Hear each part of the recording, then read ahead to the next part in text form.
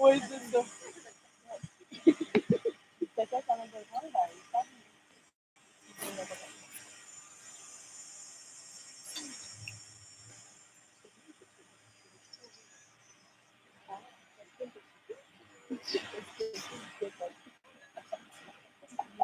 Mais ça, c'est quelqu'un qui a pas mal tout là-bas.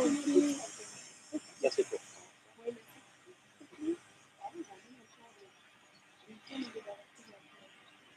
Ici, ça m'a pas à refaire.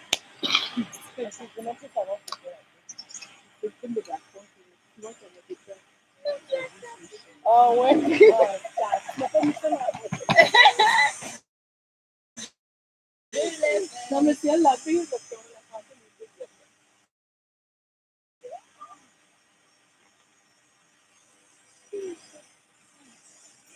Ça va être une journée de bah oui, les femmes, c'est ça, ils continuent même. Tu l'as rempli.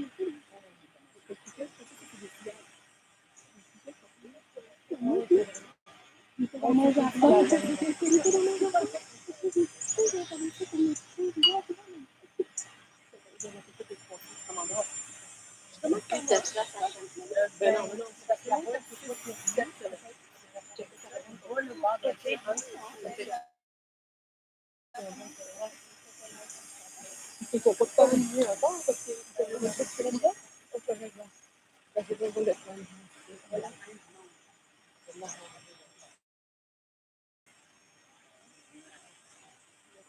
Ça, c'est un bol de piment.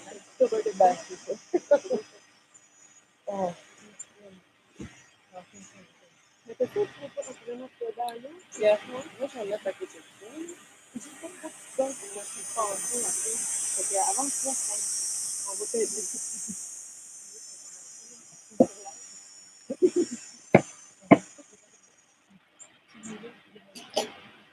Hey, there's no more drinking water, hein? Non, non. Mais moi, j'ai pas dit ça. Toujours.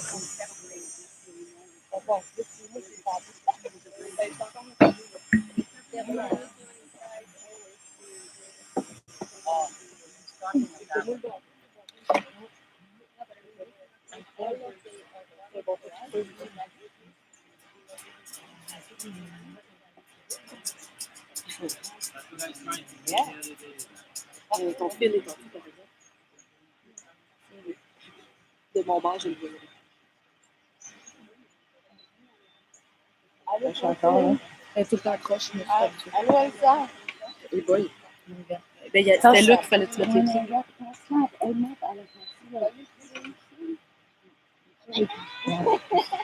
Mais j'ai le sweet fuck all, rien fait. T'es pas aidé par toi.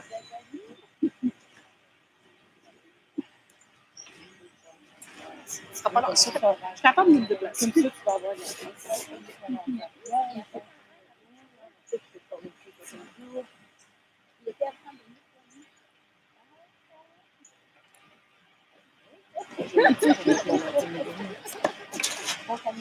ouais, c'est ça.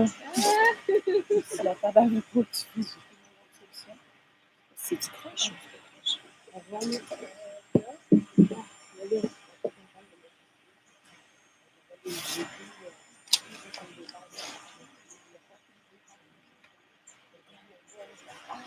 J'ai besoin du double pour lui. Oui, ça. C'est ça. C'est tout ça. C'est bon pour tout. Les nains, les chars, les portes.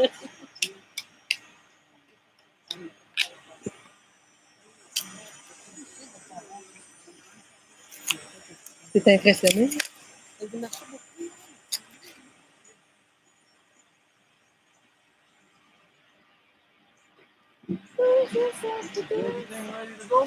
Yep. We are on YouTube live already.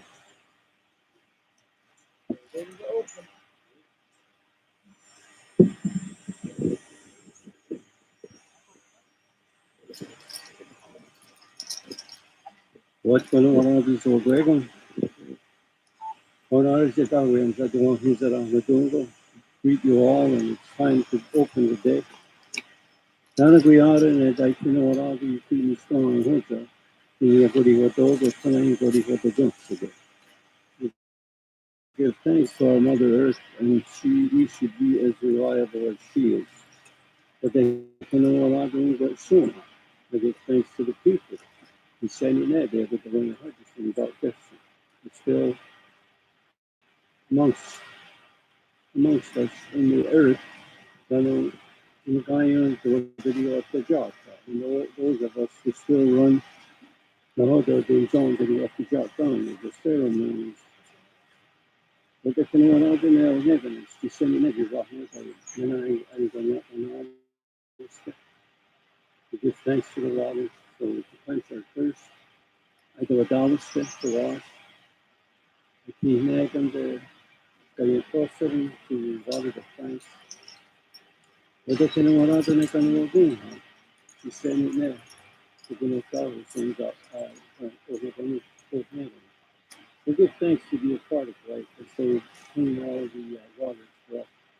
But they can all out in a fair soon, and then it's soon. We want already in a dose today. That should it ever be needed, things that we was that up. We will get our answers down to whatever mind when we name us. I name myself.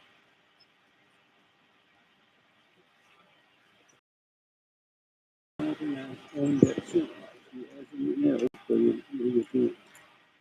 And we met you by your country. With they attend what often I know that soon. You send you know, guy you go and that guess. Then I do it, then I go out there and sit in it. Then I do such stuff to them. You go over stuff. And you give thanks to the stones. That should we ever go into a sweat, needing sweat, you will gain the powers of health. But they can go out in kahit soon. We give thanks to the fruit. Then yung this, and then it's good you the strawberries first, the ripe. Then when it how we can associate to the adult. And at that time we go back into the long life. Then I do a video of sunset that's in the whole and we go video young. We will again run the duties that we are subjugated to. But if you know what I do, then bonus there when I was ahead. We give thanks to the corn beans and the squash. And in that, you fiat down here, that's that will give us the power. And you got that ready again to be healthy. No, you go up and no other, you go up and surround. So that we may do the works that which we were designated to. But they can know what I'm to do. We give thanks to the animals. With cows, we now do water, as they give us their meats. Then now be now, the one that has us, and also the skin. The yak and what skin. We make our clothing. We got that soon, our shoes. And got in the water, but it will not skin. And many other different clothing. But if you know how to be out of the hole, we'll get it soon on the other that soon. We give thanks to the saplings and the trees. We say we may be in the way hunters things like this, but they are still on the planet. Then they walk to get us and go to Tukka. The maple is the first to drip its photoduggery. The water, maple water. Then I need that. When how we going to assist to go without it, and at that time we re-enter the wrong house again. And a piece on how we hang We will name the new babies. You together that's the Canada and all of us at Goa, the great white pine. Let no way to the Runda there, at the top of the great white pine, and the Wajata hard in August. The eagle will sit there, the Wajata hard, and will search into the woods.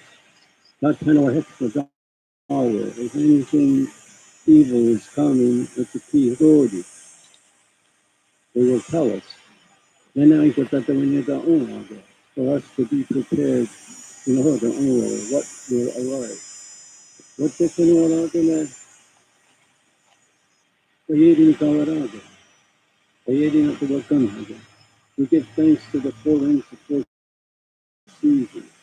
The Adonai never be always going to walk into that. They take away sickness, you are out of the forgiveness, they bring back fresh air.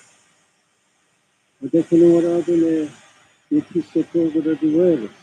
We give thanks to the grandfather thunderers. That they come, they approach from the setting sun directly. Nano Sadihim Zohara, they clean the earth. The Sadihnega Stichikanya Daragere, Danagano Gumi. They shall add waters to the lakes and rivers. What they can all open in we give thanks to our grandmother the moon, and the great work that she does. I'm glad to know that the good God see us, knowing Santa the way in the world. All that gives life on the planet are in tandem working with for life to continue. What they can all other than Jesus spoke our in to death in your Daniel. We give thanks to the stars. The Lord in the now, that you want to give to the 24 hours, that you want to speak up from hard and she has to look. If ever we need to travel at that time, they will give us the light for our paths. What the Kenora and Goyron got soon. We give thanks to our bodies. You're not being going to ask us to the lungs, our limbs, we got in the ghost, our veins, we got our young ghost within our hearts. We got a ghost within our blood. We got a ghost within our brains. And I got in hold of the way in the water, and then I'm still head with it. And everything that is connected together, I won't mention all the body parts because I think to function in this world properly. Thanks to our eldest brother, the sun. And he lives with us that sun, and the great work that he's doing to bestowed. The Hoja Daddy Hot, he keeps the plant. Then a garner that we did not labor it, so that the seed may sprout. And I'm going to talk to the young that I'm going to not to the young that to get our medicine and our thoughts. Tanamine, Ganaki, just us humans, and the sugar of the Seraya, for him to touch our body, the Olufamine, it is a medicine also. One of the other Sakinora, the substance of the one Saudi, and the question of hope, the very initial, don't now I give thanks to the great power of nature, grandmother nature, and everything that she has given us. One of the 20 order needs that could be what's going on. That kind of forget me going on. You should get on there, going to one to the post in the guardian to get it to the near. Now I'm finished my portion of the Thanksgiving, and if I made any mistakes, fix it back up within your mind. Yelling for on the good, don't go. We'll see. The one is it is. Have a great day.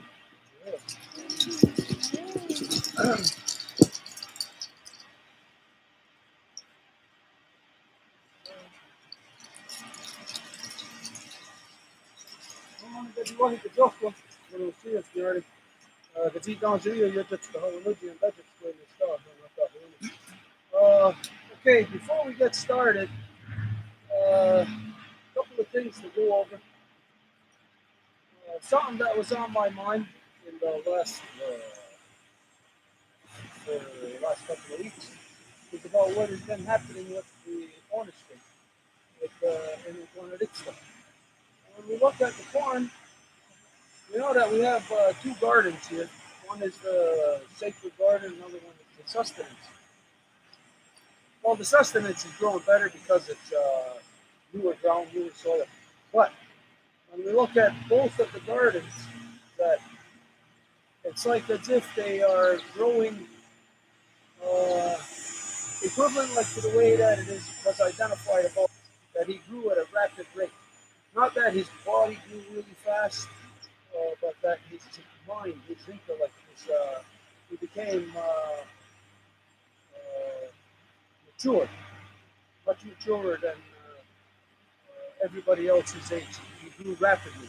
Anyways, looking at the corn, observing them, and we haven't even had the corn hoeing, which is ridiculous. When do we never have a corn hoeing when the corn is at the height that it's at? You look at the corn up there, the corn is already 10 feet. 10 feet, and we haven't had to have a corn hoeing. But there is something very odd about that. It kind of gives the notion, or it seems like we passed right through the right corn, like as if it didn't happen. Like it's there, but we just bypassed it. Anyways, something to be cognizant of that I've never seen the corn like this. I've never seen this happen, where we didn't have the corn home, and the corn is 10 feet tall. That's very odd.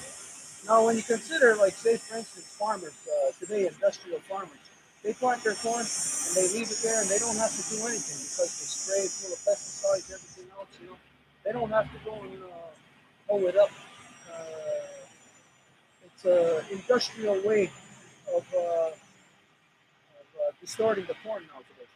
But in the natural way, the way that it's always been growing here, you go through cycles, and when you go through those cycles, you know that you hit cornhole, you hit right corn. But anyway, just to take cognizance of this, that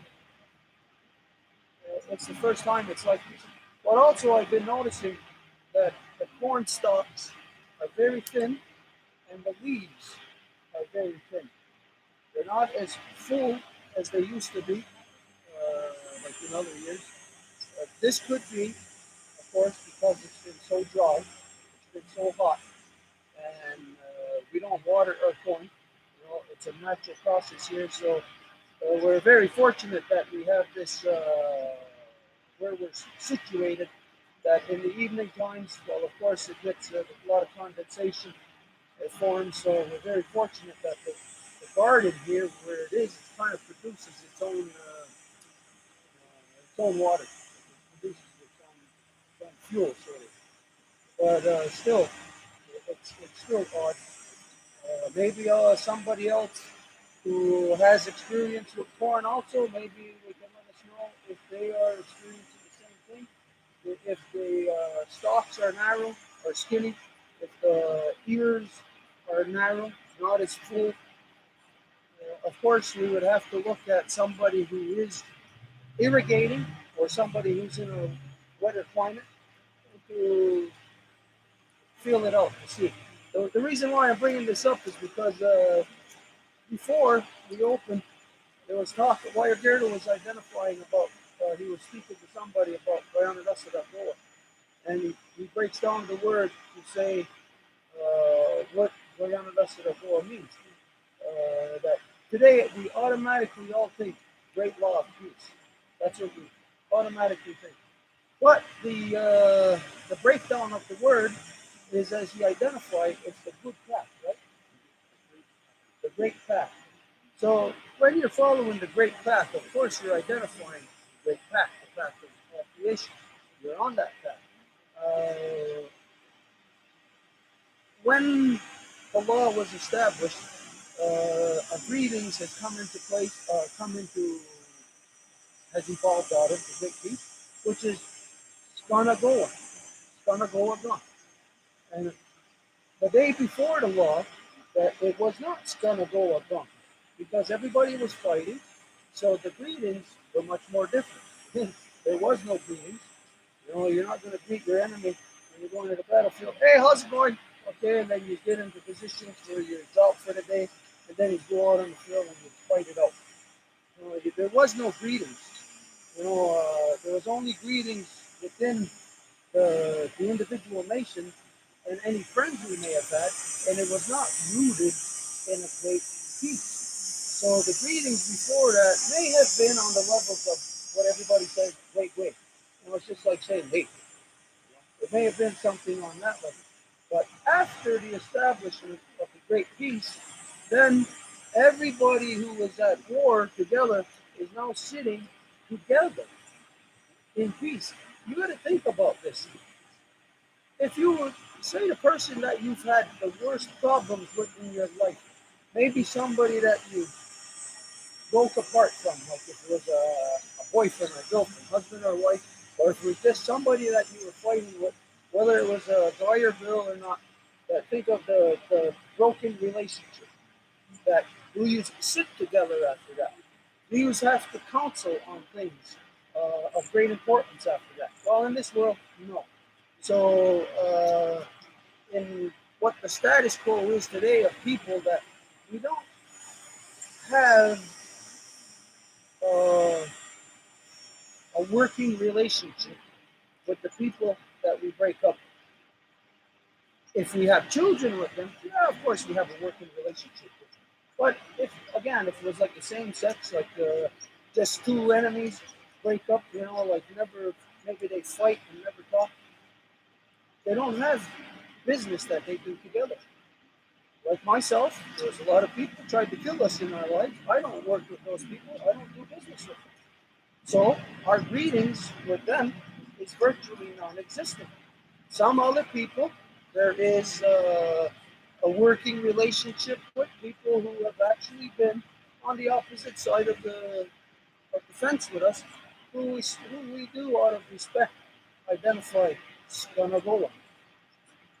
But anyways, at that first instance when the people came together, you have to consider that if yesterday we were fighting and today we're sitting together, there is a lot of stuff that you have to push down inside of you. Because the day before, you were fighting, you were getting killed. Maybe they killed your brother, your friend, somebody that you know. They killed somebody, so you know that you have a very adversarial feeling towards them. Very not so friendly. Anyway. So imagine if yesterday I killed somebody in your family, you killed somebody in my family, and then today we have to sit there together in a structure, in an order. That would be a great task that those people that we would have to perform. We would have to overlook. I would not be able to look at you and think of what you did yesterday. I would have to have that wiped from me. I would not. I would have to be able to not allow that to rise to control my consciousness, where it's going to determine that you could be making complete sense across the council fire, talking about something, presenting it, but then I'm looking at you that you kill my brother. You kill my brother. You know, it doesn't matter at that point what you're going to say, no matter how good it is. You just killed my brother, and so it will keep me at an adversarial level. You have to consider those people that came together. These people had great purpose. It was far beyond uh, just their own agenda, what they wanted. They were working, of course, not just for themselves, not just for their children or future generations, as we know, They were working on behalf of all creation. So for people to do this, there has to be takeout. Like we said, you can't have a positive and a negative in the same place at the same time. If you did, one will cancel out the other. So you can't have war mentality and peace in the mind at the same time. So the war mentality, again, was taken out, but it had to be replaced with something of knowledge that would make the people know that, okay, we're sitting together, even though you killed my brother, not because it's good for me, not because it's good for my children, good for the future generations, but because it's good for all creation. All creation demands it. So the knowledge of all creation must be there in the minds of the people in order for them to be able to work on those levels. So the knowledge of all creation was put into the minds of the people through the good path. But the good path was already there from the beginnings of creation, from the instance. The people have always known that the four sacred ceremonies were given to us in the beginning. It is the four sacred ceremonies is the process of creation. Again, just to remind you. So the fact was is that the four sacred ceremonies was not enough to keep the people in order. The people strayed and they warred upon each other. And they all still had the four sacred ceremonies because remember that the bowl game goes back to Taronyawago and Sewiskara. It goes back to the twins. And the twins are at the very beginning, the instance of creation. And so all of the people of the five nations coming all from one family, coming from our great mother, that the four sacred ceremonies was in all those nations. So all the nations had the bowl game, but even with that bowl game, we were fighting against each other. We were at war. So the four sacred ceremonies was not enough. Just like you, when you are a child, when you're an infant, and you don't want somebody to play with your toys, your mother's got to tell you, hey, let them play with your toys.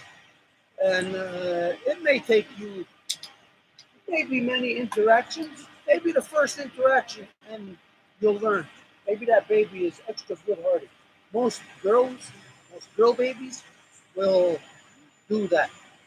It's guy babies you can see that, and that while they're more possessive about their toys and they're more aggressive about not letting anybody else use their toys. I know this. I don't have to go to school to prove this. Just through observance, I think I related this story to you before. In the longhouse before, there was a mother had her two kids here. They were, I think the little girl was about three, 3.5 or four, something like that. The little boy was maybe a year and a half older. They were brother and sister, and they were playing on the picnic table with little men, little toys. And she had one, and he had one.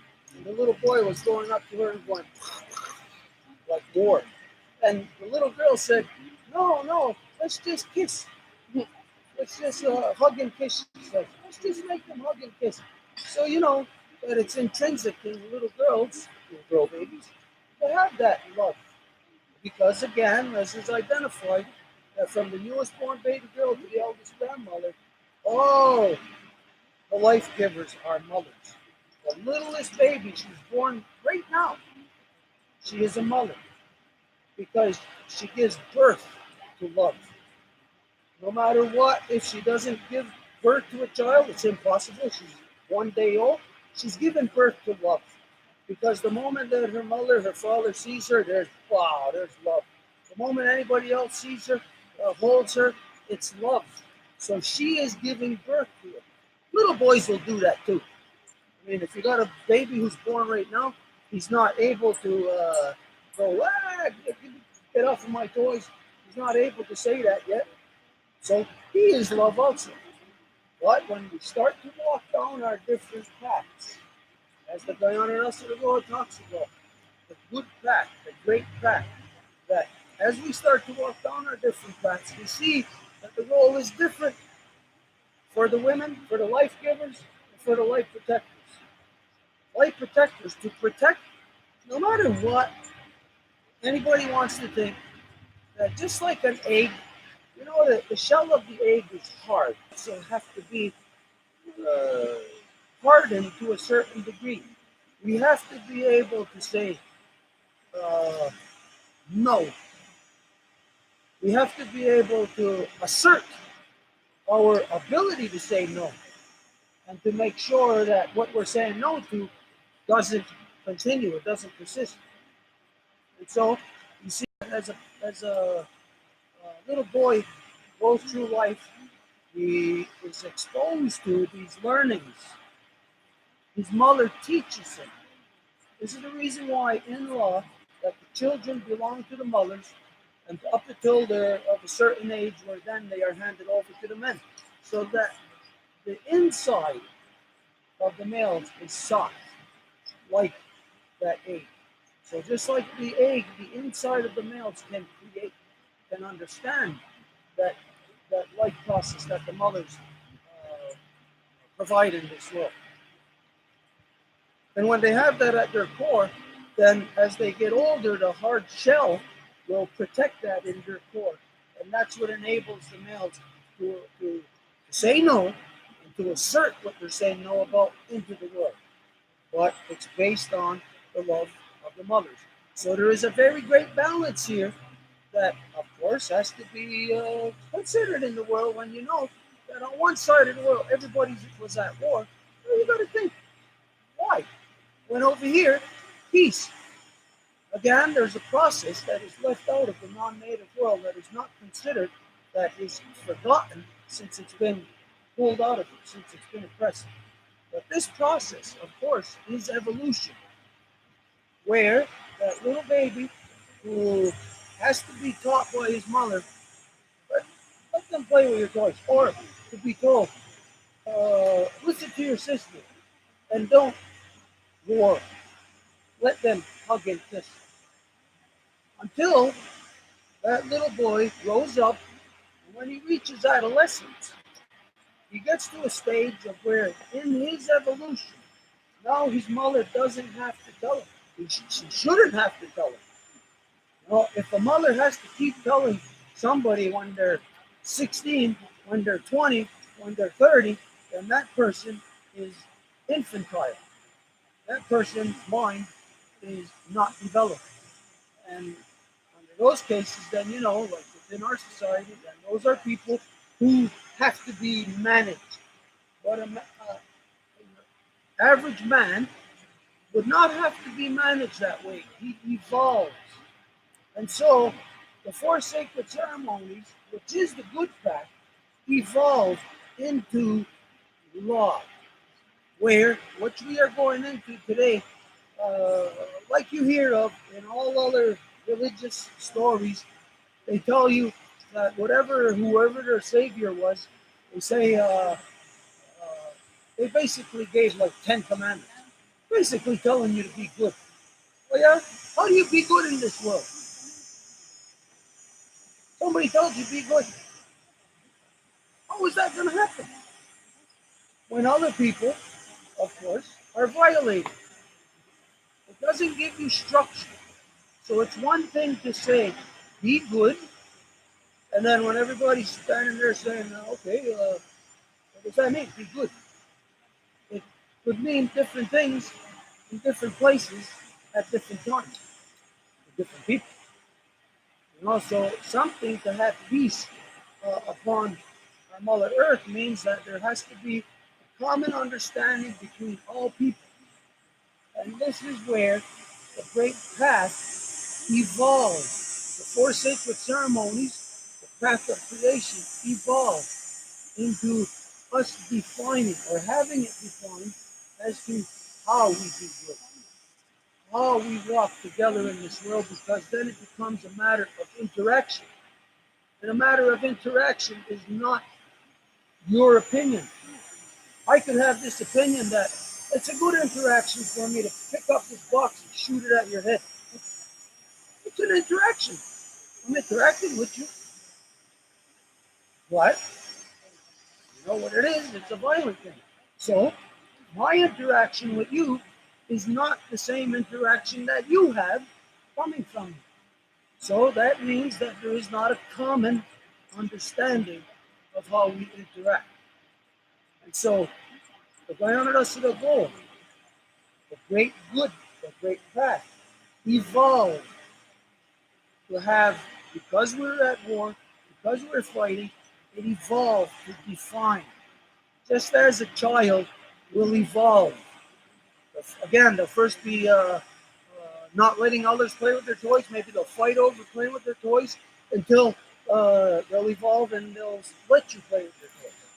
And then it'll evolve to not just letting you play with their toys, they will offer you to play with their toys until the stage where you will have their toys because they will give it to you because they know that in order for them to enjoy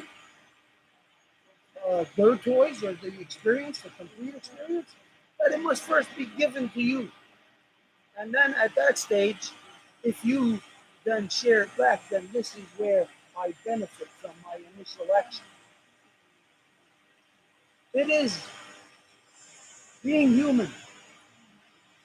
You can say it is kind of a selfish thing because to be human, as there is two parts of us, the life giver and the life protector, as there are two parts of us, we know that we complement the other. And so whatever we do that is going to complement the other, of course, is going to complement us back. So if I give you potatoes, you're going to give me back potato chips. And so our interaction together is, from my perspective, you can say if it is selfish because I want potato chips, I'm giving you potatoes because I want that. But me giving you potatoes gives you also whatever you get out of it, food, or maybe you like making potatoes. So the interaction is like love. You want to be loved, you have to give love. So that is a selfish interaction. But since we are duality, it's not selfish. And at the same time, it is selfish. So we have to learn how to walk in balance with that. And so the reality of, say, like when we first started, whatever the first thing we used to cover our feet, make sandals or whatever. So we started off on sandals, and now today we developed some fancy boots that we can walk around on the Antarctic with and not have our, not worry about our feet being exposed to the elements. So the evolution is there. So for us to consider that Bayanadas Goa is a derivative of the Diari Oniwadagi, the four sacred ceremonies. So as it is a derivative of it, it is the advanced current state of it. As we can't say that you are uh, as you were when you were 1 year old. You are the most advanced evolved state of what you were when you were one. But you as one is still inside of you. So we can say you as a baby are still there. But now you are you, and however old you are, and whatever form you're at, you don't look like a baby no more. You don't talk like a baby. You're not fighting over your toys. You're sharing. So you have evolved the reference to that process of creating a new Wadagi, the four sacred ceremonies, the great good has evolved to become Gayana Dasura Goa, which we know is when we're talking about the path of creation, that there is order to creation. We know this because every tree follows the same pattern. So there's an order. I don't care what tree it is. You could think, well, maybe another tree follows a different order or a different way of growing. No, they all follow the same way of growing. And so, order in creation is what the Gayana Goa defines for us. So, on this path of four sacred ceremonies to working war out of our minds, to the formation of the League, we are still who we were. We have just evolved. So you could still call me Petit Rio as I was a baby, but now I'm Petit Rio with a baby who still doesn't want to share my toys, but who has evolved to whatever level. So, with the law, again, the law given to us, people don't like to hear. Or for some reason, it's because of in the translation that we don't like to, or people like to go back and forth to say that it's not law. But how this tree grows, there's a law. How we grow, there's a law. Common thread. And so how a building is built, like if you're building a brick building, you can put one brick on top of the other, and you're going to get so high, and the building's going to fall apart. If you're going to build a brick building, you're going to discover eventually that, hey, there's only one way to build a brick building. You stagger your bricks. And as you build up, you're going to find that the building doesn't fall apart. So if the building doesn't fall apart and it holds together, how it was put together is the law of that building. Because if you alter it, it will fall apart. So how creation is put together is the law of creation. If you alter it, it will fall apart. So the great path is to follow the order and structure of creation. Order and structure of creation, this is the law. It turns into that it is law because if we are following it, you can see when somebody else is not following it. Like our people, let's say, totally wipe from our minds any knowledge of law or any words of law. We're just living in balance on the land, and we see somebody come and cut down the trees. We can easily tell that they are not in balance. What are they not in balance with? They're not in balance with those trees. And then with everything else that those trees affect that they're cutting down. So they're not in balance with the bears, with the deers, with the dogs, with the birds, with the wind, because the trees alter wind patterns. They're not in balance with creation. So it's easy for us to determine. Again, even if there's no knowledge of the word law in our mind, it's easy to determine that that other person is not in balance. So as we evolve and we define this amongst each other to communicate it, because how did the other person know not to cut down the trees? I mean, how did the other person know or think to come and cut down the trees? Well, because they didn't know. Well, how is it that here that we evolved out of that? It's because of communication. So one person was able to communicate to the other, this is what I think. I throw my thoughts into the council fire.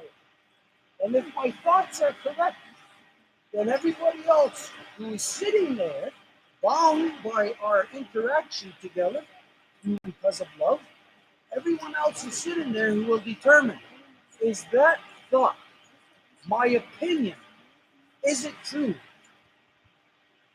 And when everybody determines that, no, it's not true, then that is scratched.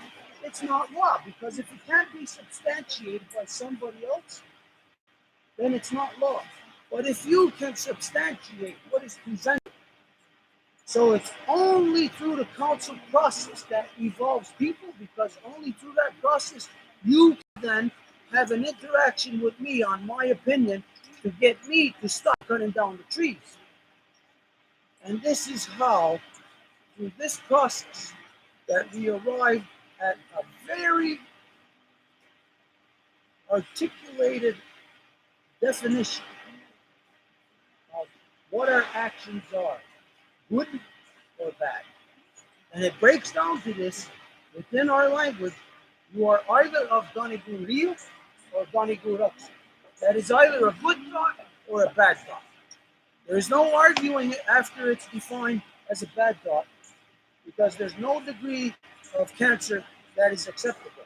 So once it's identified as cancer, you don't continue to pursue it or defend it or try to push that opinion, like what's happening here within our territory here in Ganawagi, but also in all other Five Nations territories where they're pushing casinos upon people. It was already determined here 3 times it's a bad thought. It is Gani Guraksa.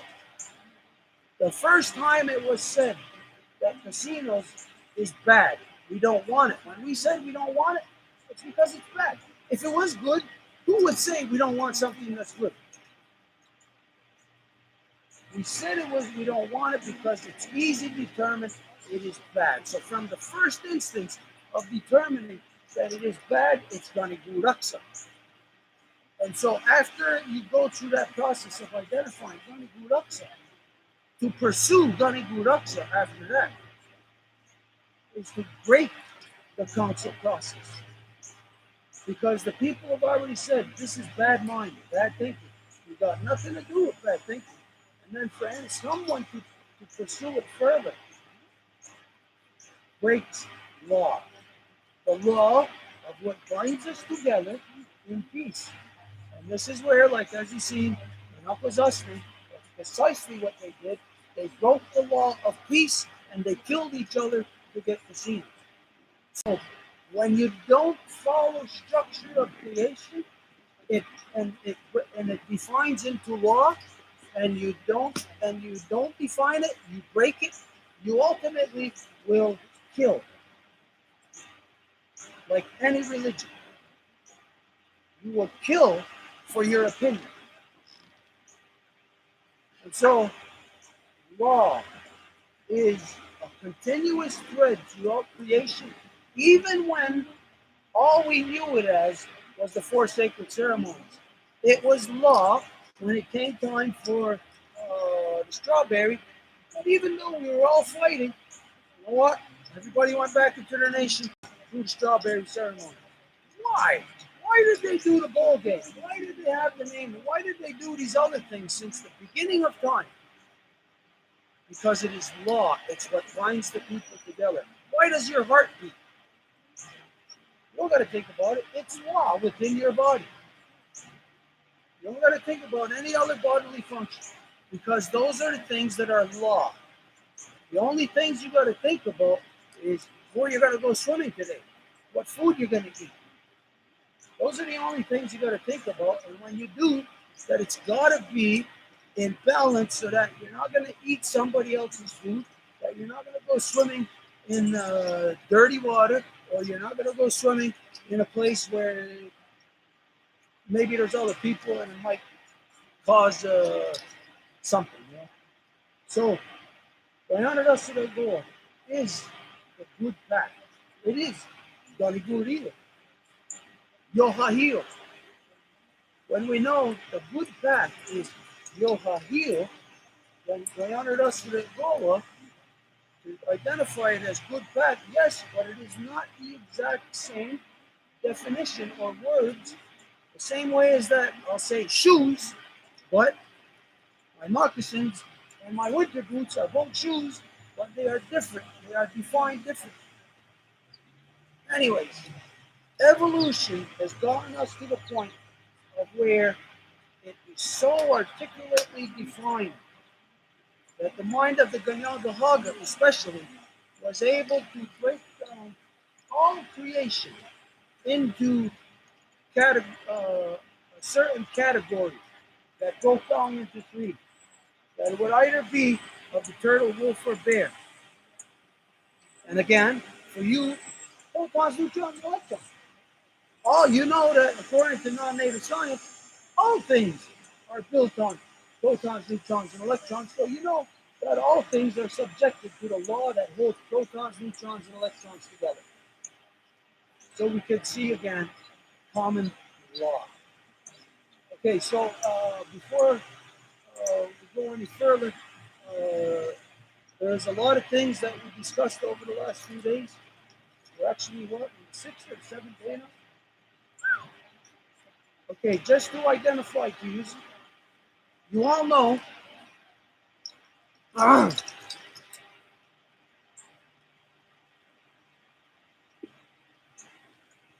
a couple of years ago, when we started the translation back from English back into Ganyangaha, that we got up to wampum, I think it was 60 something, and we just started back now, I think maybe about 8 or 9 classes. So you know that we have the Ganyangaha written in Ganyangaha. We could read it, we could speak it in Ganyangaha, and then translate it into English. But this is not what we are here for. For even if Wayagirda stood here and spoke all the Ganaras of the Lord to you in Ganyangeha, you won't know what he's saying. We have to remember that this law recital is not a regularly scheduled law recital where, yes, we got it, we should do it all in Ganyangeha. This is a different law recital to constitute the women's nation of all women of all walks of life upon our mother earth. So all women have a common thread, a common understanding between them so that they can affect the love together, unilaterally together across our mother earth. And so for this, as we're already in the 7th day, how long it takes to not be here for 2 months, that it will be done solely in English. Excuse me. Of course, there's translation. You get it translating into Spanish, and of course translating into French. The Ganyangaha version will be completed. The rest of the wampums will be completed. At the rate we're going, maybe by next summer. Before next summer, I think. Because some of the wampums get shorter, we could do a couple of wampums here and there. So probably by next strawberry, we'll say that the written version will be complete. And when the written version is complete, then will be released in Mohawk and English and translated into Spanish and into French. This is when you will have the complete version. It will not be released until it is finalized in Ganyangeha. Because as you know, that as we've been seeing through the translation, that there's things that we find once it goes back into Ganyangeha, and then we look at it again in English, there are words that are changed in English. And that affects what will be written in French or Spanish. So there is a very precise refining process for one. It's really refining it. And so for right now, it will be in English. When it is completed, you will receive the written versions in all the languages, and that is what will be released into the world. So with that being said, with all the things that we've gone over the last couple of days, before we get started, if there's anything that anybody wants to identify or address, any questions or whatever, before we move on, if you do, as brief as possible. The thing that I wanted to share, just to get you back on that track, is what I've been noticing with the honesty. Now, I have not been in the garden as much as you women. I see that you've been taking care of the weeding here and there. I realize it's not as much as it could be because we're all busy and we're all dead tired. Free time is non-existent. So that's what I wanted to identify. Please, maybe somebody's got thoughts on that. Maybe something anybody would share. If not, then if there's anything that you have, as brief as possible. Okay, I just want to say, kind of add on to what Kaji Donzadi was saying about the continuation of the Great Law. What happened there was we had to stop a little bit, like I said the other day, of the bump in the road. And that's what we call honor. That's when law got stuck. And when law gets stuck, You don't walk away. Walking away is not running away. To regather, as I said, you get your mind back in order, then you come back.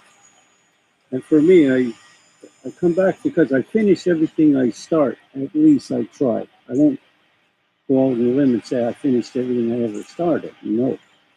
But when it's law, it's so important. It's probably one of the most important things in my life after my two children.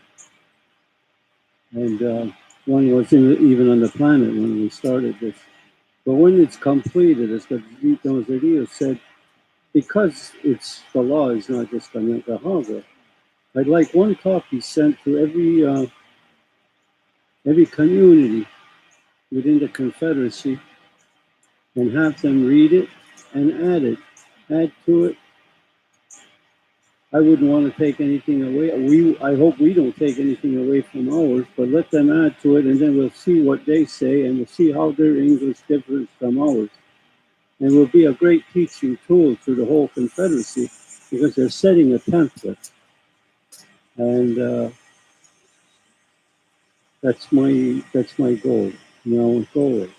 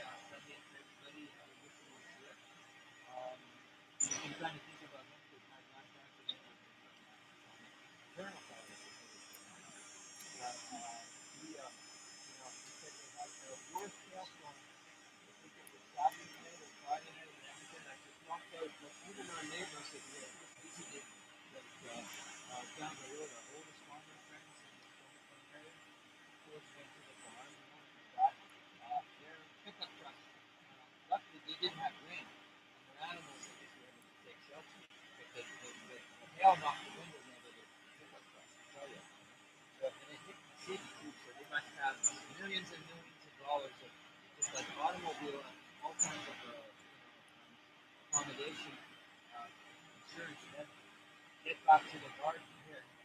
What I was trying to do last week was to work on a different row, starting with on the interior row, and get them also. I did a couple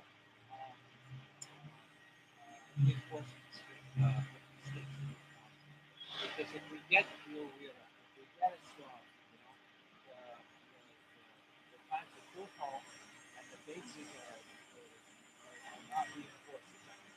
If anybody that can get into the garden hole, it's really easy because there's lots of space between you don't even have to get down on your knees. You can just hold with your hoe. And then I went around and stopped just like this, up and down, and that's it was so much easier than getting down.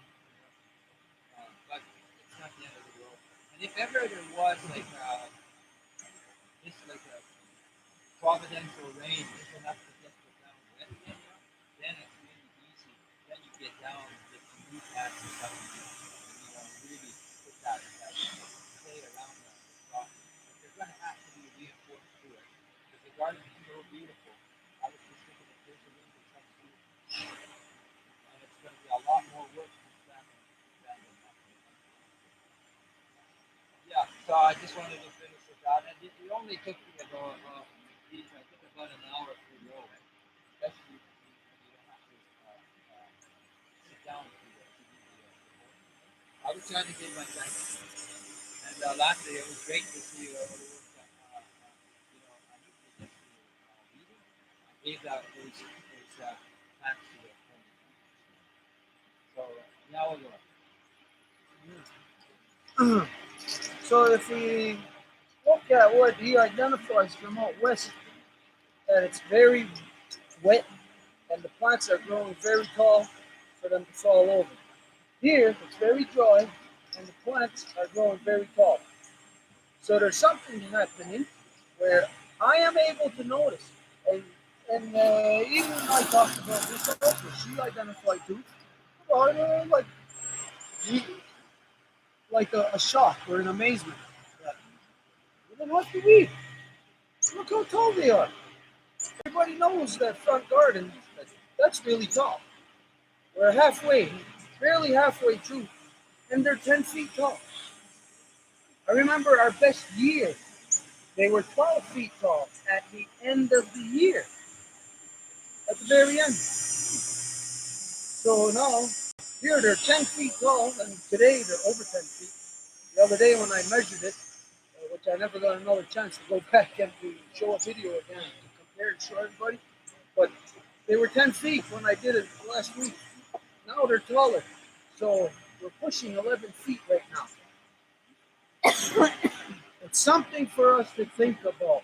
If for anybody who doesn't plant and who doesn't know about that kind of stuff, it's really something to observe. We're looking at that front garden, and you could just stand there in awe. For me, it's awe because it's not like that normally. Anyways, maybe, like I said, maybe we're going to hear from somebody. Maybe somebody is going to tell us something from another part of the country. Maybe their corns are small. But anyways, we'll see what kind of feedback we get. Okay, that being said, so we're just going to go right into the law. We are reading from a book. That's what we are doing. Now, of course, you know what people say. Oh, you shouldn't be reading from a book. You know how ridiculous that is? Because let's say today it's a book. You know what? At the formation of the league, it was on a border. It was actual wampum. And after the law was established, there was a wampum for each on a border for each part of the law. And so each of uh, the chiefs, the male chiefs, the female chiefs, all had a wampum. And whatever their part of that knowledge was, that's what they shared, and this is what was their reminder. So you know what this was? at the establishment of the law, it was the equivalent of a book. Back then, they had greater knowledge. There was more practical knowledge because it was hands-on to everything. Right now, we do not make one of quotas anymore. We do not go down to the lakes and get the shells out of there and do the work ourselves and put the life in it and say, this is what this is and this is what this one is to give us that bond or that connection to it, to be able to know how to read it. Today, what we do is we do the equivalent, but it's in words on paper. And so, whatever anybody says, big deal. You know, stupid people will say, "Oh, you're not supposed to read that book." But at the same time, all these people have something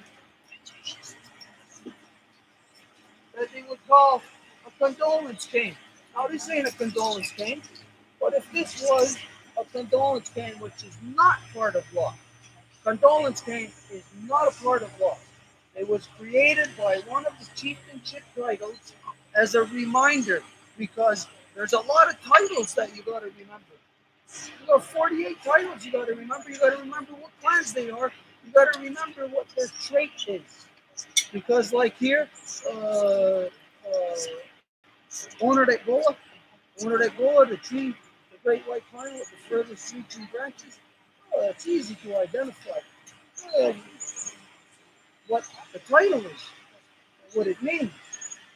Then it has a definition. So you put in there, oh, this is Owner de Goa, and this is what it means. This is the tree with the farthest reaching branches.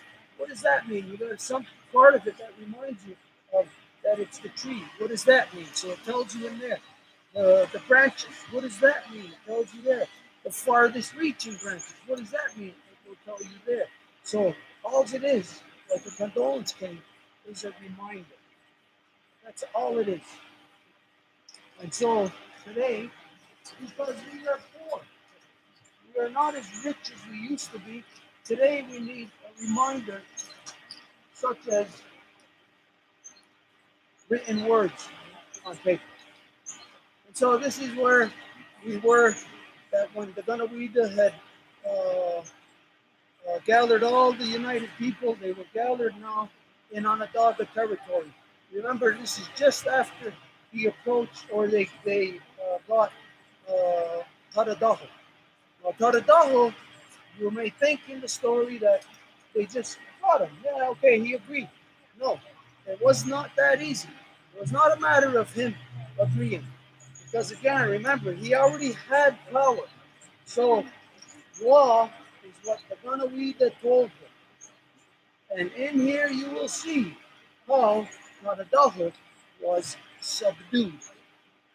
Because he had the power over people to enslave them, you have to subdue that mind. You have to subdue it and lock it away to where it will not come back to the surface again. And so, as Ayawanta was subdued, he was subdued by by being implored by the Gunawida to go and actually prepare the minds of all the other nations and to be able to show them that yes, if the worst killer of men is out talking peace and working for peace, then you don't have to worry about anybody else because he's the worst killer of men. So, Taradaho, it's very complex. So instead of getting into the story of how Taradaho was subdued, we will read the law, and in the law you will see how he was subdued. And when we get there, we'll identify it, we'll point it out to you so that there's no, so that it's understood. So they're standing in Onondaga territory. This is the heart of the Five Nations Confederacy. So we're here in Onondaga, in the heart of it. That's our brain. Not that Onondaga is our brain, but by gathering through the council process of the Grand Council, that this makes our collective brain. And it is seated in Onondaga. So the Ganawida has the people gathered now, all the people from all the nations, and he begins to tell them this. I am the Ganawida, and with the united chiefs of the Five Nations Confederacy, I plant the great tree of peace. I planted in your territory, Badadaho, and the Onondaga Nation, in the territory of you, who are the fire people. I named the tree Donut Gazette Goa, the great white pine. Under the shade of this great tree of peace, we spread the soft white feathery down of the gold thistle as seats for you, Badadaho, and your cousin chiefs. We place you upon these seats, there beneath the shade of the spreading branches of the great tree of peace. There shall you sit and watch the council fire of the Five Nations Confederacy. And all the affairs of the Five Nations shall be transacted at this place before you, Badadaho, and your cousin chiefs, by the united chiefs of the Five Nations Confederacy. So what you are hearing here is the beginning of how Badadaho was subdued. Not the man, but the corrupt thinking that he carried prior to the great peace. How did he begin to subdue him? He began to subdue him by giving him great honor, by showing him great respect. Because you, the last person, the last holdout to the great peace, because you have will join us in this great peace, we will honor you by putting the seat of the Five Nations in your territory. And you will have the honor of presiding over this council fire. So you got to think, what was Taradaho before that? Taradaho was, he had slaves. He had somebody to cook for him, somebody to get the firewood, somebody to get the water. He didn't have to do nothing. So he's got power over people. He doesn't need the great peace. So what's the option? If everybody needs the great peace and he has power over those people, the option now is to how to massage his brain out of that selfishness, that selfish thought, into having him believe that he's got great power. That here, it's at his house, everybody's going to come to his house, and he presides over all councils. So this sounds like a good deal. Okay, he's used to having power. He could still maintain power by agreeing to this. Because now, not only will he have power over the Onondaga Nation, he will have power over all Five Nations. You got to understand that what's happening here is there are two opposite minds coming together. So as it is here, in say like in an adversarial mode, as they're separated, let's say they're 10 feet apart from each other and they're coming together. As we're 10 feet apart from each other, that's when we're adversaries, we're fighting. But to get us to step 9, to get us one step closer together, oh, we stop fighting. One step closer, we stop arguing. Another step closer, we start communicating. Another step closer, we start understanding each other, and so on and so on. And so, in the beginning, it may not seem like it, but Adadaho had to be subdued. And so the Ganawida had to massage his mind. And this is where, in the beginning, when they were all gathered, he had Ayahuasca comb the snakes from his hair, from his mind, massaging the corruption out. Now, if you got 100 snakes in your mind, you massage one snake out at a time. As you know, this is the process of counsel, that you deal with how many issues at a time? One. You resolve that issue and you move on, right? You don't move on until that issue is resolved. So, pull one snake out. That means there's still 99 snakes there. You don't expect to have all 100 snakes out. So there is a process of how to do this.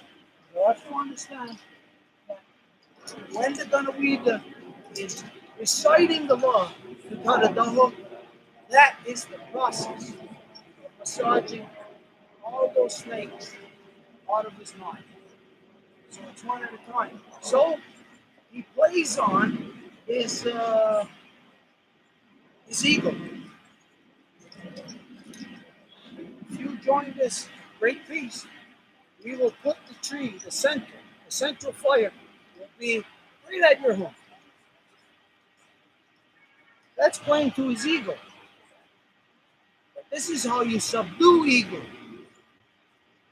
By playing to it, but not playing to it on its terms.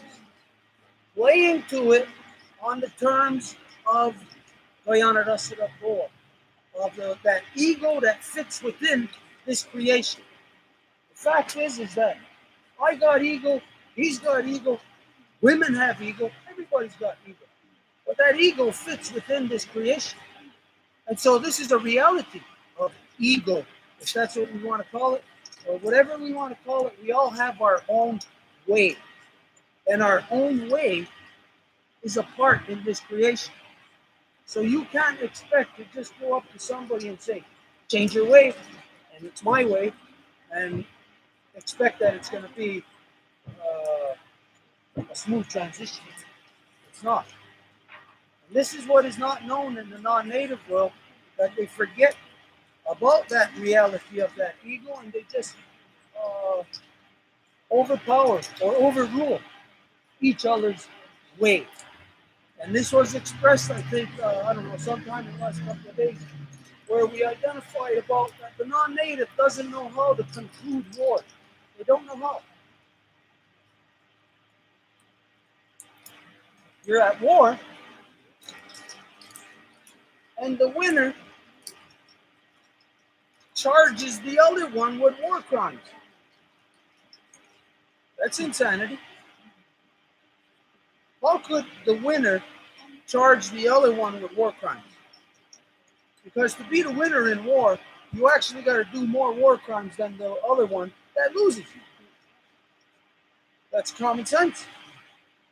So for one, the winner to charge the other one with war crimes is again right there on that level, not to understand the way, the ego of the other. And if you don't understand the other, you don't understand yourself. And therefore, that's the reason why one just tries to subdue the other by covering them up with whatever they are and turning them into what you are. That don't work. That's not peace. We got to take what everybody is and have it merge together in a peaceful way, of course. And to do that, it's one thing at a time. And so the first thing again was Paradaho's ego.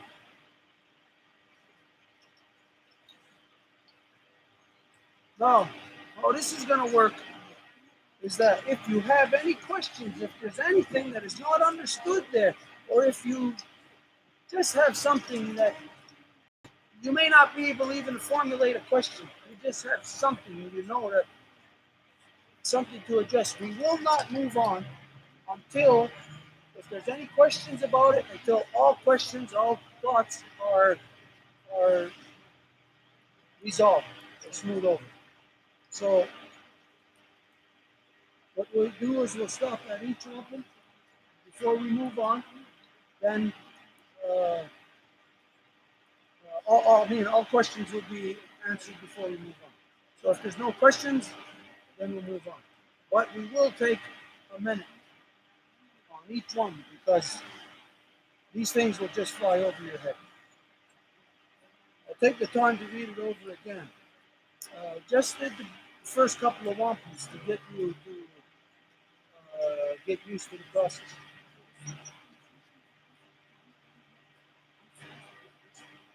Okay. I am the Gunawida. Did you say that in English? I heard you say I am the Gunawida. And with the united chiefs of the Five Nations Confederacy, I plant the great tree of peace. I plant it in your territory, Kadadaha, and the Onondaga Nation, in the territory of you who are the fire keepers. I named the tree Jonadab Zoa, great white pine. Under the shade of this great tree of peace, we spread the soft, white, feathery down of the gold thistle that seeks for you, Kadadaho, and your cousin chiefs. We place you upon those seats, there beneath the shade of the spreading branches of the great tree of peace. There shall you sit and watch the council fire of the Five Nations Confederacy and all the affairs of the Five Nations shall be transacted at this place before you, Kadadaho, and your cousin chiefs, by the united chiefs of the Five Nations Confederacy. There's something else here where it's showing you where he's being subdued when it says you and your cousin chiefs. As you know, that all the titles, all the people are equal. So prior to this, Kadadaho was not used to being an equal with anybody. He was higher than everybody in his power. This is how he subdued, how he enslaved. So, in the wording, this is where the mind is being massaged and subdued out of corruption into peace. Wording. He would never hear before you and your cousin chief. He would never hear that. So now it's you that not just as the council fire at your house, but it's there now with you and your cousin chiefs. So he was told that if you join us, you will have, what does he have to benefit? You will have the honor of presiding over the Grand Council of all these people.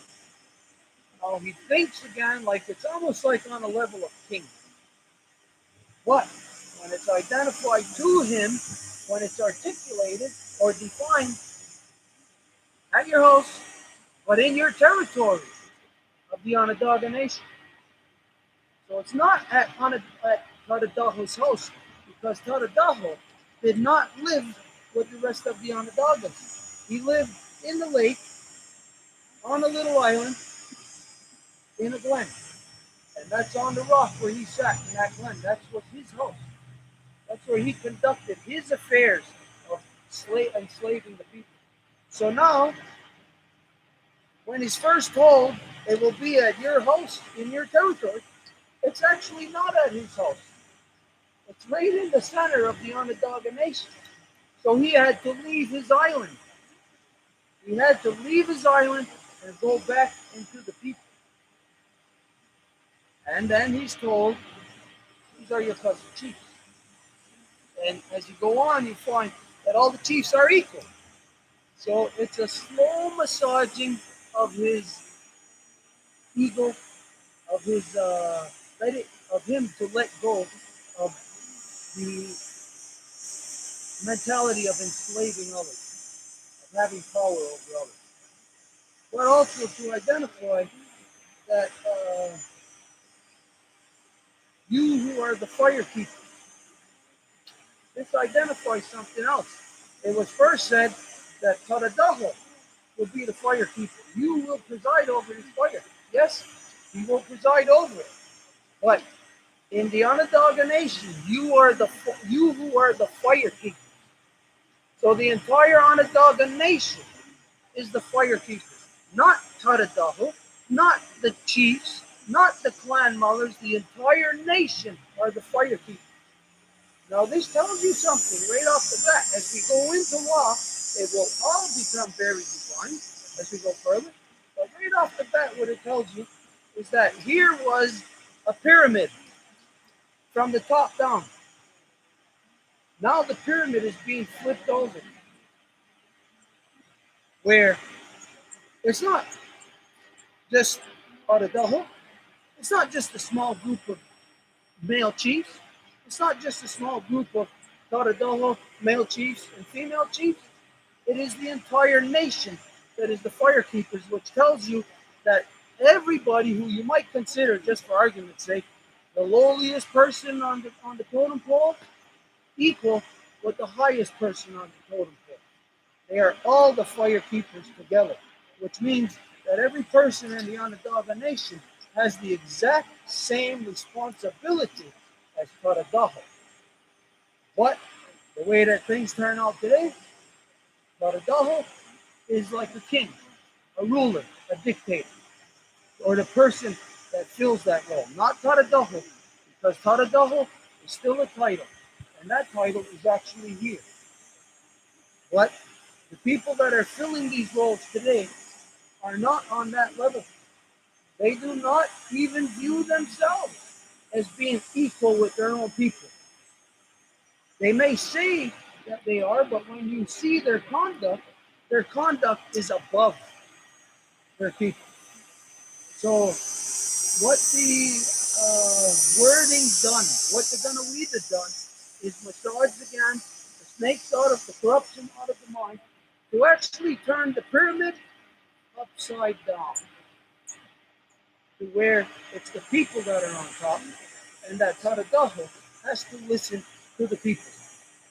But at the beginning, the Ganawida did not tell Taradaho that, well, you'll be equal with all the people, and the people will actually be able to correct you. He didn't tell him that. So it was slow subduction, a subduction of corruption. So you got to consider this. Maybe we've all seen this in movies, but if not, you can imagine this. I'll give you a very bad scenario. A woman who is being raped. You know, a woman who is being raped, of course, first, she is in shock that she's in the circumstance. What? She may develop in her own mind a way to survive this, get out of it, and actually break away from the person who's abducting her, is to make it seem like she's compliant. To say, oh, you are a nice big man, or something like that. Or, oh, you are big and powerful. Just to play on that guy's ego. And to get him to maybe, oh, yeah, well, she likes me. He starts out raping her, and then he thinks, oh, she likes me. So his uh, corruption would lessen. He would, like, loosen his grip, so to speak. This is psychology, basic psychology. And so this is what was used, basic psychology, on the mind of Taradaho. Today, in the non-native world, it is defined down to a science in psychology as to that this type of, you might call it, counseling, because it goes to the counseling process. So don't hear a story. Understand a process that actually has to take place to subdue a corrupt mind. Because the story, it'll go by so fast in your mind. But to understand that this is a process that did in fact take place, and it took a long time from the beginning again to the end. It took 5 years to complete. So there is a lot of talk that went on with each nation, a lot of talk that went on with other Doho to prepare them even just to sit in the same spot together to hear this. Because it's all the other people too who had to be prepared to get them to accept this. Not just other Doho. Because all the other people within the Onondagas, they were all enslaved by him. So nobody could just come up to them and say, hey, you know what, you're going to live in peace, and Taradaho, he's not going to have power over you anymore. Oh yeah? How the heck is that going to happen when Taradaho is their oppressor? So there was a lot of massaging of the minds on both sides of this ego that had to be done. And the ego is the collective psyche of the people. It's not just Haradahawan in his own, because remember, all these people had to be brought together in order to get to this level of evolution. The same way again, when we go back to the creation story, that how the earth was created through water, that it took starting from one droplet of water to many, and many more, many more, until at the center you get from the gravitational force of all this water coming together, where they collapse onto each other and create a critical mass, where it creates a nuclear fusion, solidifying the material at the center. And so this is the exact opposite of how the people came together.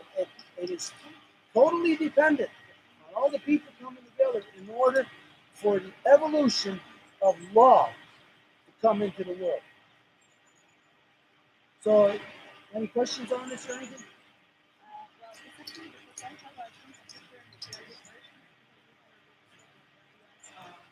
older, but in this one here, it says, I am the Donalida, under the authority of the women peers, clan mothers, sacred title holders of the land, along with the United Chiefs of the Five Nations Confederacy. Give me your version then. See, yeah, this is true, because as we went correcting, taking out all the male dominance, see, in my version, there isn't really male dominance. It doesn't identify the authority of the women. So it's just that the version that I got is it's the old model. This version, and this one isn't even the corrected one either, because the corrected one is the one that we're doing in the law translation, but that is not of issue anyways. No matter what, again, everybody's going to get the corrected version. Okay, like she said, the part that was left out of that one, I plant the tree. Oh wait, I, the Gunawida, under the authority of the women heirs, clan mothers, sacred title holders of the land, along with the United Chiefs of the Five Nations Confederacy, and then everything else that I said. So if there's any question or anything on this, anything anybody wants to add or say, if not, I'd like to talk here. I like to say something because as you're reading it, Liam, I got nothing to write with, but I'm translating it in fact into all in Ganyagel. And the thing with when it's the snakes is the Hanukirista. Doesn't really mean the snakes. It means the hair is all curly. I'm watching most people who are fixing their hair right now. They're taking out not snakes, just the curl. So these are the words that are so valuable. When somebody uses the word the Yanukirista, means there's a person that just makes you think of it as evil. That we don't all have straight hair. Some people have beautiful straight hair, and most people don't. I'm one of them. So you straighten it out. Maybe there's some sort of a law out there that wants us to have straight hair. But we just don't want to come out with gnarly hair. That's it. We get up in the morning. They're going to need to have these snakes that they have to straighten out. More or less put them in order. Put them in order, because snakes, they're just going to keep moving. There's no way you're going to get them in order. So I guess that was the most extreme thing that they could compare it with. But if you could get the snakes to get this lay straight, which they will never do, but I think that's the balance of nature. It says there's snakes, but issues will always arise. We were not in a perfect world. We never were in one, but we're trying to create balance. And that's the whole thing. So I just got, then get our words come back to me, and hopefully one day I can sit down and write it out and not really worry about the English, and then come back to it. And then we have what's true. It's got to be something I got to sit, but sit with people, sit with some speakers. So this whole thing behind us and all that, but that's why I'm always breaking things down. That's my job. To teach you to. There's something more to expand on about the hair. You know that even in the non-native societies, even in the European society, a long time ago, that there was some value to long hair. That so much so that whatever in the so-called royal families, that they would wear wigs, fake hair, fake wigs. Why? Why would they do that? To show something. I mean, they didn't have to wear wigs when they posed for paintings. They could have just showed their own hair to show who they really are. They didn't. They were in disguise. So when you look at anywhere throughout Europe, if you look in the early history of any king or queen or monarchs or whatever, you look at their self-portraits. Not their self-portraits, their portraits. That all of them had these wigs. So that means they were all in disguise. But they all used the same disguise. What was it they were disguising themselves as? You know, maybe as women, I don't know. But I don't really have long hair right now. I used to have really long hair down in my butt a long time ago. Well, Gary's got long hair. I got long hair compared to what your average guy does. Your average guy, has very short haircut. So imagine today, like somebody taking their portrait wearing a wig when they got short hair. Why would they do that? What is it that you are trying to project? Well, when we consider here that everybody uh, respected their hair, there's power in our hair. Well, what's the power in our hair? Today, because of modern science, modern medical industry, that when a person dies, your hair continues to grow. You can exhume somebody out of the ground, they'll be dead for however long, it doesn't matter. They're dead. Why does their hair keep growing after the body is dead? Also, the fingernails, the hair and the fingernails keep growing. There's obviously then more life in the hair than what is in the body. The body, the heart, the blood that you figure controls the body or keeps the body going. How come it's not needed for the hair to keep growing? There is something more in the hair that links us direct to what we talked about over the last few days of DNA. We know that in DNA, we talk about strands. Well, we know that our hair is the closest thing to come to strands of DNA. And we know that then if they're depicting themselves with long hair, then it's like, for some reason, again, that they done something, there was some kind of honor or respect for hair, some kind of reverence. So you could just say, like for us also, our hair is best, we like it long. We want it to grow, continue to grow. Why would we cut it? It's only one time we ever cut our hair, and that's when we were at war. You don't cut your hair any other time. So it would mean then the best, or your, how would I describe this? Your the way that you view yourself in your best scenario is what the longest hair that you could possibly have. So if this is the thing that we associate closest with the strands of DNA, then the longer DNA we have, the better. What is DNA? DNA is information. That's what DNA is. That's the reason why the hair continues to grow, because it's information. It's not that it's a part of living flesh part of the body. It is a part of the body, but it's not living flesh type of thing.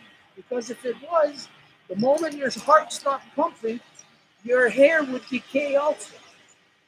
But the fact that it continues to grow identifies that it's not the same as the rest of the body. It is completely separate.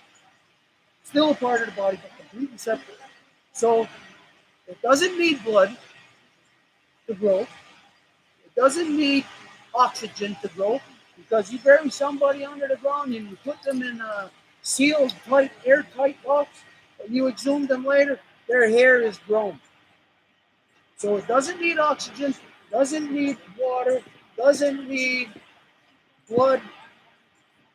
What else would make something grow that doesn't need those things? What? Well, this is where we say, like in the DNA, that hair is knowledge, it's information.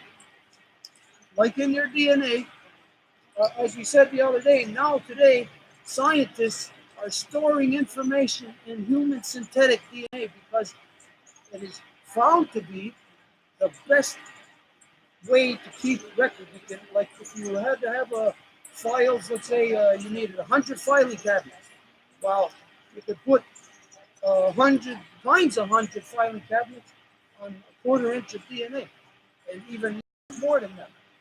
So it's information. Hair is information. So when they're combing the snakes out of the hair of Taradaho, it's all the bad information. It's all the bad stuff you're combing up. And when you're straightening it, that means you're straightening out the information. You're realigning the information. And this is why the combing of the hair, combing of the snakes from Taradaho's hair, is through the reciting of the law. Taking out old killing information and putting in new living information. There's always been a debate on what the name Onuquis. Now I know what it means. Onuquis means tissues, our brain hair, our brain root. That was probably the first born created amongst us. Maybe it's in the creation story, but the intelligence. So if you have long hairs, and in the word in the Kanyokeha word says long roots. So maybe that's why they kept men and women kept their hair long, because yesterday I was talking about intelligence and how the Jesuits were wondering why we knew so much about the brain, because we had already knew it. It's our brain cover, like a hat. When you have a hat, I know what is your brain cover. It's not a hat. But the first thing is it shouldn't be covered is your onucus, your roots. If you cover, I mean, we're like when I was doing the Honda Garivate for a while ago, and we talked about the Goniondessa. Goniondessa is one of the first plants where the only plants where the seeds are on the outside. So because we were a people of nature, some of us may have evolved from the strawberry, and it may have been the human being, because our brains are on the outside like theirs. They have their seed. Our seed is already planted. Onuwara is the brain, and it's also the Onuwara. Onuwara is the seed brain. That's what it is, the seed brain. That's why when they say there's a that means you're crazy. No, you don't have all the proper seeds. And as you talk about the formation of the brain, you could stay on this for years and years, hours and hours, because it's never ending, because everybody has a bit of, you could tell some people want to say something, because what hurts first when we get sick is our brain. Our seed is misplaced. And sometimes Mother Nature misplaces our seed on purpose to wake us up. We're always getting woken up, but we say, oh no, just take this medicine, it'll cure it quick. But you didn't deal with the issue. There's an issue there. So, like as we're going to keep going, I'll have to keep putting my 2 cents in. But now we know that I always said the brain, but it's only after he said it in English. That's sometimes when English will help me, because now it gives me something to work on. No.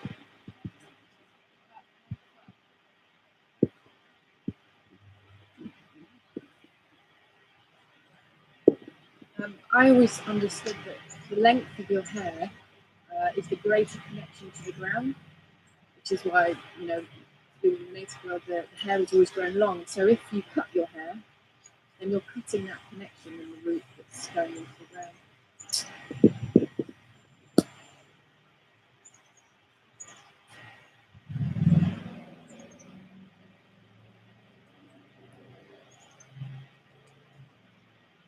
And just to confirm a little bit on that, because I had somebody once at UCAM actually that was in charge of a computers laboratory, and we were talking, and he said that he used to have long hair, but that he started becoming hypersensible, meaning that he could feel every emotion, every little thing of everything that was going around him, and he had to cut the hair.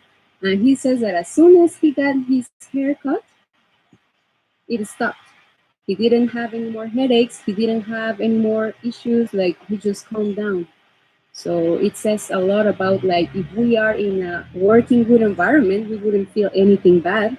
But if we are in a sick environment, everything is going to come through us through our hair, and that's how we have to cut it, because otherwise we just go crazy.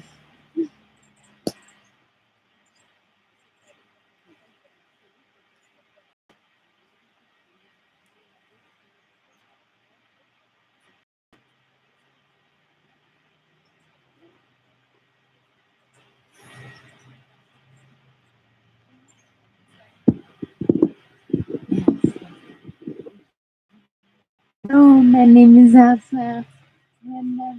Valia Daravino. I find something about the hairs because I was wondering, oh, well, then trauma makes you lose your hair. And then all of this comes to holding what I thought about. Yeah, and for whatever reason you lose the hair. So maybe it's because you're too sensible, like your friend, or maybe you don't want no more information because there's too much in the mind, or maybe the healthy and I cannot communicate and it cannot grow no more. So thank you all.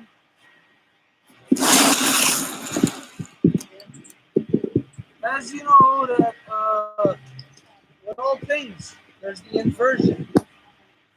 The inversion, again, as science affirms, there's an inversion in your eye bubble. It makes you see everything upside down to the way things actually are. So if we are upside down, you got to remember where we come from. We come from Sky Woman. And so we may think, like we said before, the roots in the trees, that may not be the roots. This may be the roots. And so for us, when you're looking at us through the inversion, this would be our roots then to Sky Woman. As you're saying, like connected to the ground, if we're this is our roots, connected to all things in creation, picking up all signals, all information, then the roots, no information. Uh,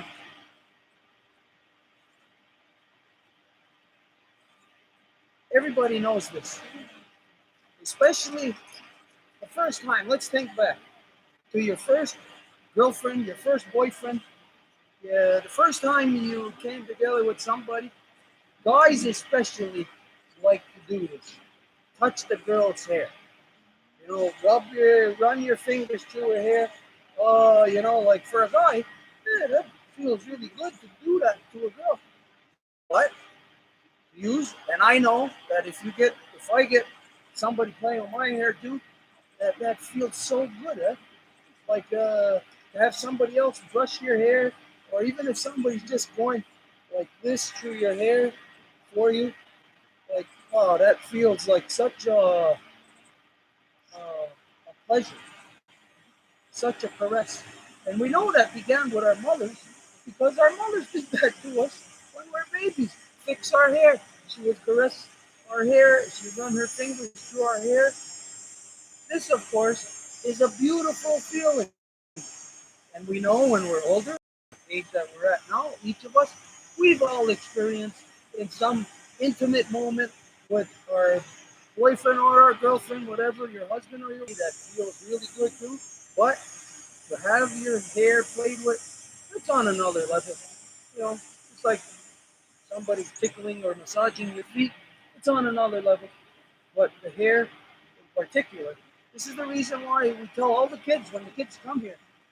Then we say to everybody, if you're fortunate enough to still have your mother in this world, next time you see her, rub your fingers through her hair, rub her hair, touch her hair, caress your own mother's hair. To do it back to her as to what she done to you when you were a baby.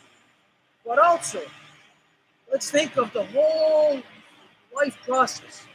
We are born with only a little bit of hair on the status quo. You know, the average baby is not born with a ton of hair. Some babies have lots of hair, but the status quo is we're not born with as much hair as what we have when we're like 20 years old. So we're born into this world with a little bit of hair, a little bit of information. As we get older, more information. As we get older, as we approach the time where we're going to leave this world, our hair thins out. Like my father, even become bald. You know, just not as much hair as you once had. And so, if that is, not if, but as that does happen, falls out, that means, like you said, less information. And as you know, that when we are dying, or when we're getting ready to leave this world, this is what happens to the minds of those people. It's almost like they revert back to childhood of those people. I mean, of us. When it happens to us, we'll see ourselves. Unless we happen to get killed at an early age and then we don't experience it. But if you experience natural life, natural death, our hair will thin out, our minds will become kind of scattered, which is actually a way to prepare us for leaving this world. Because if we were all completely, say, 100% cognizant, there might be things that will leave us connected to this world still. We have to make the transition from one world to the other, and that means certain information has to be left behind. Just like us, if we move, like if there was when the woman would direct us, okay, it's time to plant somewhere else. If we have to move, generally we might have to move the village.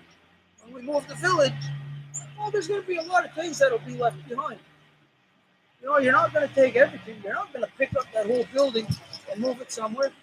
The building, you'll take whatever you can, but a lot of things will be left behind, which is knowledge, information.